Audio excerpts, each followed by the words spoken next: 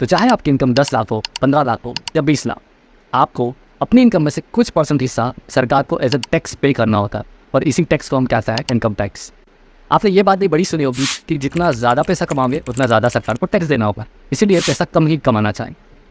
तो चलिए जानते हैं आज की इस वीडियो में कि आप जितना पैसा कमाते हैं उसमें से कितना परसेंट हिस्सा आपको सरकार को एज अ टैक्स पे करना होता है। तो भारत सरकार टैक्स कलेक्ट करने के लिए दो तरीके इस्तेमाल करते हैं, एक है ओल्ड सिस्टम और एक है न्यू सिस्टम। इसी को हम ओल्ड रिजिम और न्यू रिजिम के नाम से जानते हैं। अगर आप ओल्ड सिस्टम के अकॉर्डिंग टैक्स पे करते हैं तो अगर आपकी इनकम 2.5 लाख या उससे कम है तो आपको 0% टैक्स देना होगा। अगर आपकी इनकम 2.5 लाख से 5 लाख के बीच में तो 5%, 5 लाख से 10 लाख के बीच में तो 20%, और 10 लाख से ज़्यादा है तो 30% तक का टैक्स आपको देना होगा। और अगर आप न्यू सिस्टम के अकॉर्डिंग टैक्स पे करते हैं तो अगर आपकी इनकम 3 लाख या उससे कम है तो आपको 0%, अगर आपकी इनकम 3 लाख से 6 लाख के बीच में तो 5%, 6 लाख से 9 लाख के बीच में तो 10%, 9 लाख से 12 लाख के बीच में तो 15%, 12 से 15 लाख के बीच में तो 20%, और 15 लाख से ज़्यादा है तो 30%